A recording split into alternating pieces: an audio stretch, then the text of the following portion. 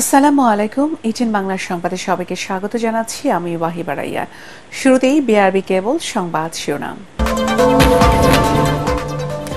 ঢাকা বিশ্ববিদ্যালয়ে তোফাজ্জলকে পিটিয়ে মারার ঘটনায় গ্রেফতার 6 শিক্ষার্থী আদালতে, রিমান্ডের আবেদন জানাবে পুলিশ, তদন্তে 7 সদস্যের কমিটি। জাহাঙ্গীরনগরের শামীম হত্যায় বিশ্ববিদ্যালয় কর্তৃপক্ষের মামলা, 8 শিক্ষার্থীকে সাময়িক বহিষ্কার।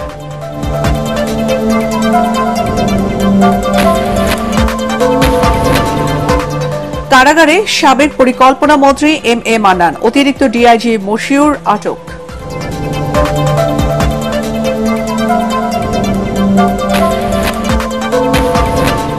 এবং এখন থেকে প্রতিদিনই চলবে মেট্রো রেল, শুক্রবার বিকেল 3:30 থেকে রাত 9টা। ক্ষতিগ্রস্ত কাজীপাড়া স্টেশন চালু।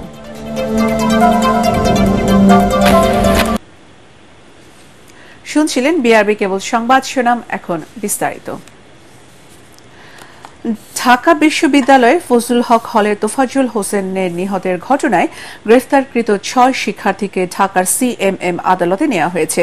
কিছুক্ষণের মধ্যেই শুনানি অনুষ্ঠিত হবে। শিক্ষার্থী সুমন, জালাল, সাজ্জাদ, আহসানুল্লাহ, ওয়াজিবুল ও সাকিনকে আটক করে পুলিশের কাছে সোপর্দ করে বিশ্ববিদ্যালয় প্রশাসন।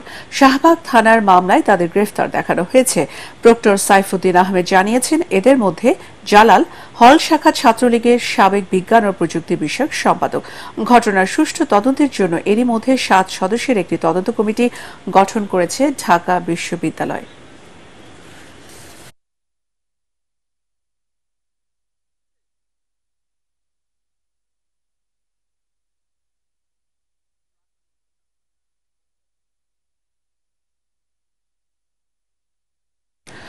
দর্শক, এই মুহূর্তে পুরানো ঢাকার সিএমএম কোর্টে আছেন আমাদের সহকর্মী মুশফিকুর রহমান। আমরা সরাসরি চলে যাচ্ছি তার কাছে। মুশফিক, গ্রেফতারকৃত 6 শিক্ষার্থীকে কি আদালতে তোলা হয়েছে? বিচারিক প্রক্রিয়ার ব্যাপারে আমাদের জানাবেন।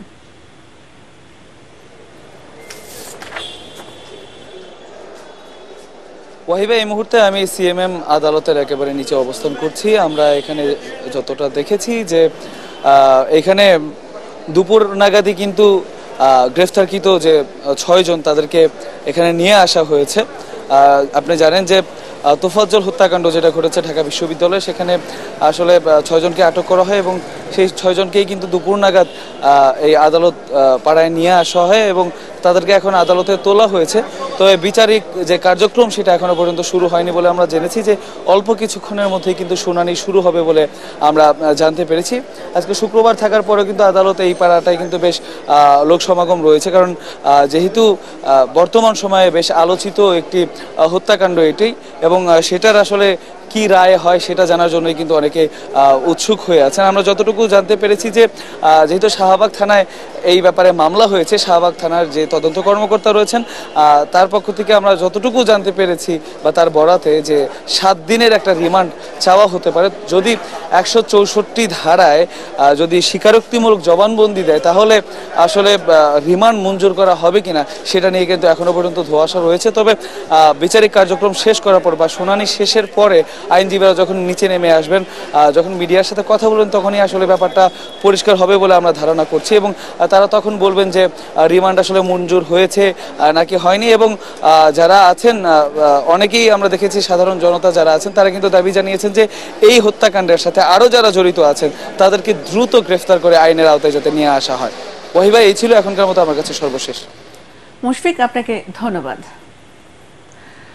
জাহাঙ্গীরনগর বিশ্ববিদ্যালয়ের সাবেক শিক্ষার্থী ও শাখা ছাত্রলীগের সাবেক সাংগঠনিক সম্পাদক শামীম মোল্লা হত্যাকাণ্ডে জড়িত থাকার অভিযোগে 8 জনের নাম উল্লেখ সহ অজ্ঞাত আরও 20 জনের নামে আশুলিয়া থানায় মামলা করা হয়েছে। এছাড়া 8 শিক্ষার্থীকে সাময়িক বহিষ্কার করেছে বিশ্ববিদ্যালয় কর্তৃপক্ষ।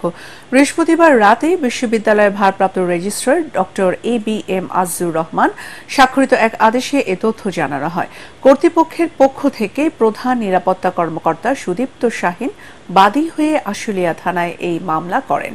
আশুলিয়া থানার ভারপ্রাপ্ত কর্মকর্তা আবু বকর ঘটনার সত্যতা স্বীকার করে জড়িতদের বিরুদ্ধে আইনগত ব্যবস্থা গ্রহণ করার আশ্বাস দেন।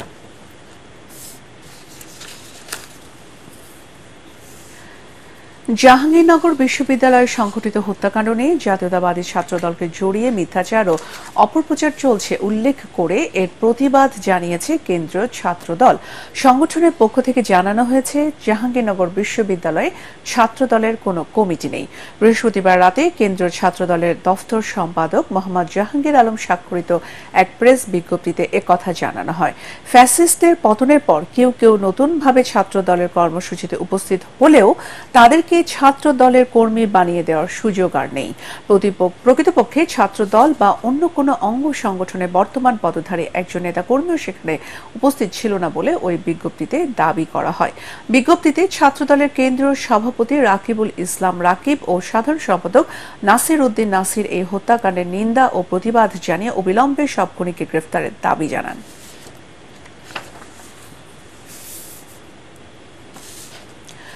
ঢাকা ও জাহাঙ্গীরনগর বিশ্ববিদ্যালয়ে একই দিনে দুইজনকে পিটিয়ে হত্যার ঘটনায় নিন্দা ও প্রতিবাদ জানিয়েছেন জামায়াতে ইসলামী।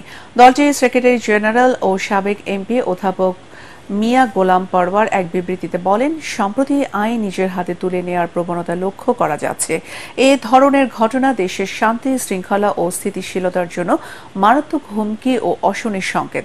এছাড়া গত বুধবার খাগড়াছড়িতে মামুন নামের এক যুবককে পিটিয়ে হত্যা এবং রাজশাহী বিশ্ববিদ্যালয় ছাত্রলীগের সাবেক নেতা আব্দুল্লাহ আল মাসুদকে পিটিয়ে হত্যার ঘটনায়ও গভীর উদ্বেগ প্রকাশ করেন তিনি। এসব হত্যাকাণ্ডের ঘটনার সঙ্গে জড়িত অপরাধীদের দ্রুত গ্রেফতার করে বিচারের আওতায় এনে কঠোর শাস্তি বিধানের জন্য তিনি সংশ্লিষ্ট কর্তৃপক্ষের প্রতি আহ্বান জানান।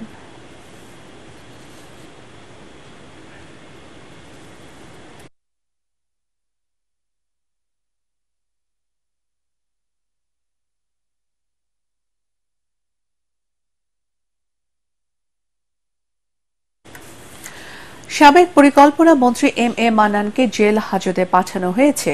সকাল 10:15টায় সুনামগঞ্জে জুডিশিয়াল ম্যাজিস্ট্রেট ফারহান সাদিকের আদালতে হাজির করলে আদালত তাকে জেল হাজতে পাঠানোর আদেশ দেয়। এম এ মান্নানকে আদালতে হাজির করলে আসামি পক্ষের হয়ে আইনজীবী শফিকুল ইসলাম ও নূর আলম তার জামিন প্রার্থনা করেন। অসুস্থ বিবেচনায় তাকে হাসপাতালে পাঠানোর আবেদনও করেন। দুই পক্ষের শুনানি শেষে বিচারক ফারহান সাদিক তাকে জেল হাজতে পাঠানোর আদেশ দেয়। এর আগে সাবেক পরিকল্পনা মন্ত্রী এম এ মান্নানকে সুনামগঞ্জের বাসা থেকে গ্রেফতার করে পুলিশ। রাত 10:30টায় জেলা পুলিশ সুপারের নেতৃত্বে একটি দল তাকে শান্তিগঞ্জে নিজ বাসা থেকে আটক করে। পরে তাকে সদর থানায় নিয়ে যাওয়া হয়। সুনামগঞ্জে গত 4 আগস্ট ছাত্র জনতার আন্দোলনের হামলার ঘটনায় দোয়ারা বাজার উপজেলার বাসিন্দা হাফিজ আহমেদ দ্রুত বিচার আইনে মামলা করেন। এতে সাবেক পরিকল্পনা মন্ত্রী সহ 99 জনের নাম উল্লেখ রয়েছে। বাদীর ভাই শিক্ষার্থী জহুর আহমেদ এ হামলায় আহত হন বলে মামলায় উল্লেখ রয়েছে।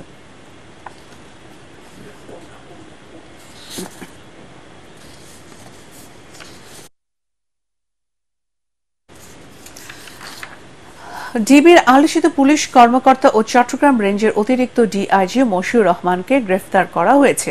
বৃহস্পতিবার রাতে রাজধানী থেকে তাকে গ্রেফতার করা হয় বলে জানান ডিএমপির মিডিয়া অ্যান্ড পাবলিক রিলেশনস বিভাগের অতিরিক্ত উপকমিশনার ওবায়দুর রহমান। তিনি জানান, মশিউর রহমানকে নিউ মার্কেট থানার একটি মামলায় গ্রেফতার দেখানো হয়েছে। এর আগে অন্তর্বর্তী সরকার ক্ষমতায় আসার পর মশিউর রহমানকে ডিবি থেকে চট্টগ্রামে বদলি করা হয়।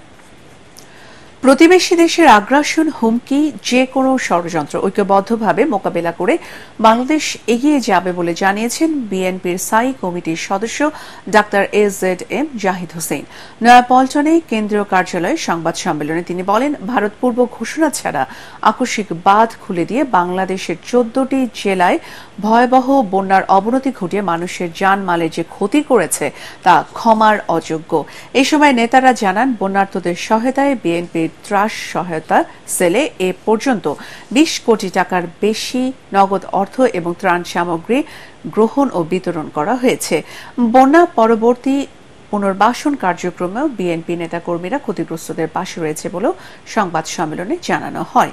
এছাড়াও হাসিনা সরকারের বিরুদ্ধে গণ অভ্যুত্থানে হতাহতদের পরিবারকে দলের পক্ষ থেকে নানা সহায়তা করা হচ্ছে বলেও জানান ডাক্তার জাহিদ।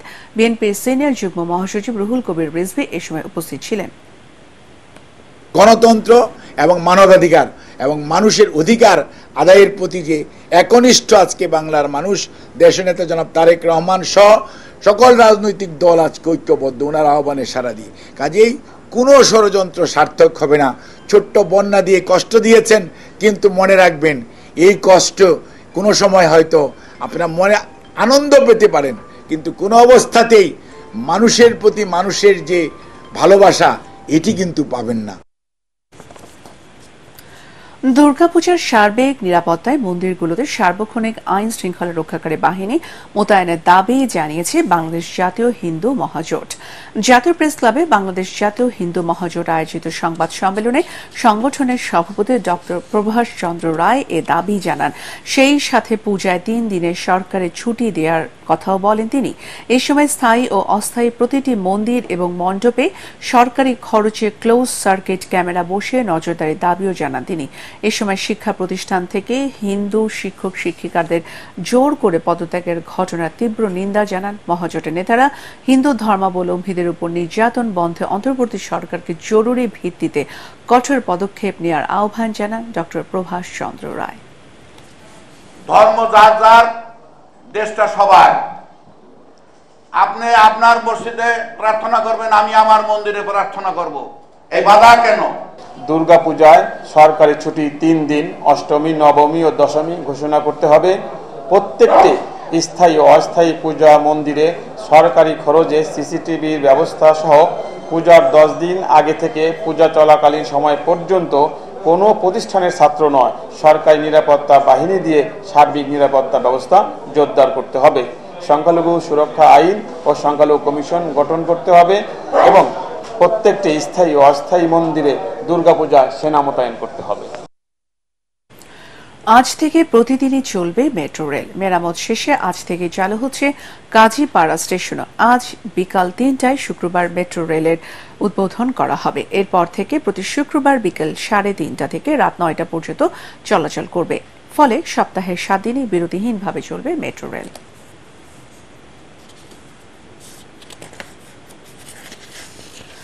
সরকারিভাবে মুরগি ও ডিমের যৌক্তিক দাম নির্ধারণ করে দেওয়া হলেও এর প্রতিফলন নেই খুচরা বাজারে। বিক্রেতাদের দাবি পাইকারি বাজার থেকেই বেশি দামে কিনতে হচ্ছে পণ্য। এর সাথে পরিবহন সহ অন্যান্য খরচ যুক্ত হওয়ার কারণে কোনোভাবেই সরকার নির্ধারিত দামে পণ্য বিক্রি সম্ভব হচ্ছে না। অপরদিকে বলছেন খুচরা বাজারের পাশাপাশি মনিটরিং করা প্রয়োজন পাইকারি বাজারেও। মিজান শাহজাহানের রিপোর্ট।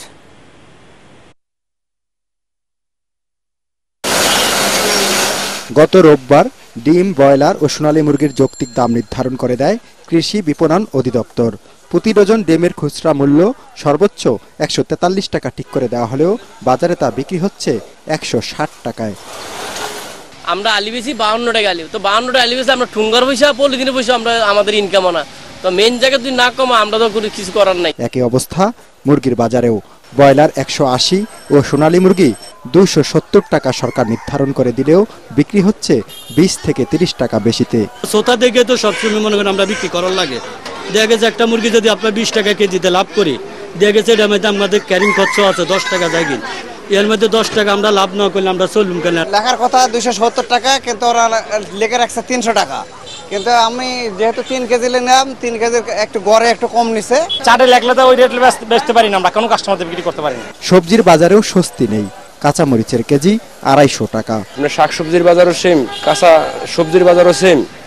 এখন আগের সরকারের চেয়ে এই সরকার ভাবছিলাম যে একটু স্বস্তি মিলবে, কিন্তু কিছুই না। চাল, ডাল, মাছের দামও বাড়ছে নানা অজুহাতে। খুচরা বিক্রেতারা বলছেন যতক্ষণ পর্যন্ত পাইকারি বাজার ঠিক না হবে ততক্ষণ পর্যন্ত সাধারণ মানুষ সরকারি নির্ধারিত মূল্যের সুফল পাবে না। তাই সিন্ডিকেট ভেঙে দিয়ে পাইকারি বাজারে তদারকি বাড়ানোর দাবি ক্রেতা ও বিক্রেতা সবার। মিজান শাহজাহান, এটিএন বাংলা, ঢাকা। এখন আল্লাহ রাফা ইসলামী ব্যাংক অর্থ সংবাদ।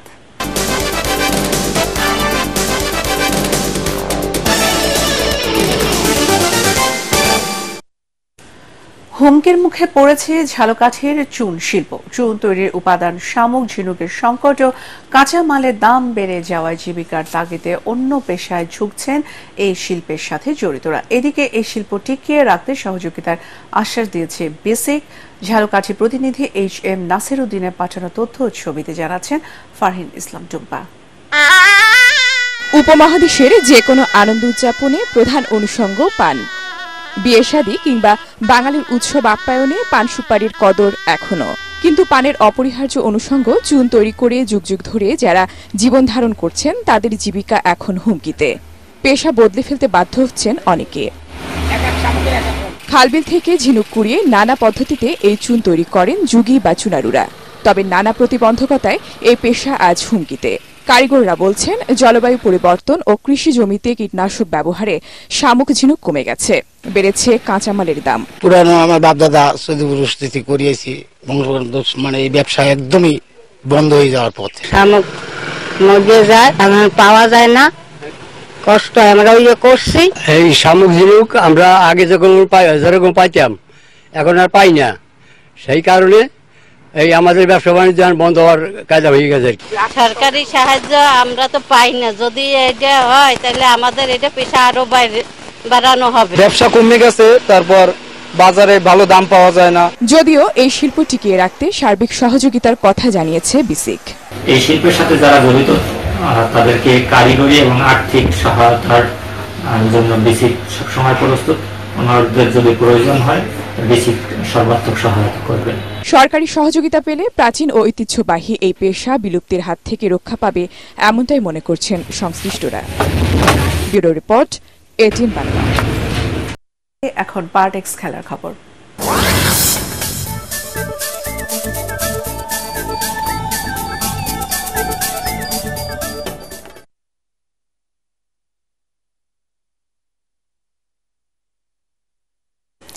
চেন্নাইয়ে ভারতের বিপক্ষে প্রথম টেস্টের প্রথম ইনিংসে 40 রানে 5 উইকেট হারিয়ে ব্যাটিং বিপর্যয়ে পড়েছে বাংলাদেশ।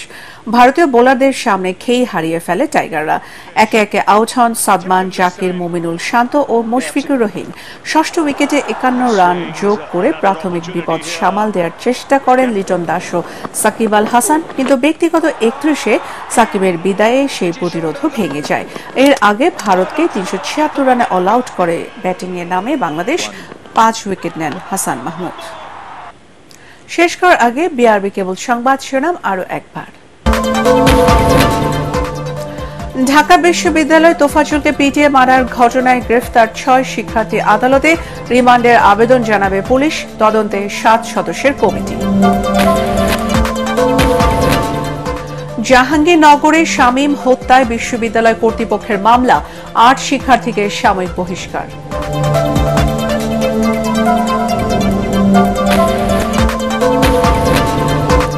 কারাগারের সাবেক পরিকল্পনা মন্ত্রী এম এ মান্নান, অতিরিক্ত ডিআইজি মশিউর আটক।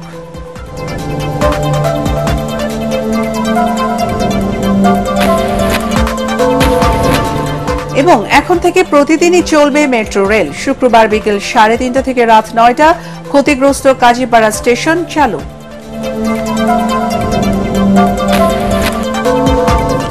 পরবর্তী সংবাদ দেখার আমন্ত্রণ জানিয়ে এখনকার মতো শেষ করছি। এটিএন বাংলা সংবাদ ইউটিউবে দেখতে ব্রাউজ করুন youtube/এটিএন বাংলা নিউজ। ধন্যবাদ।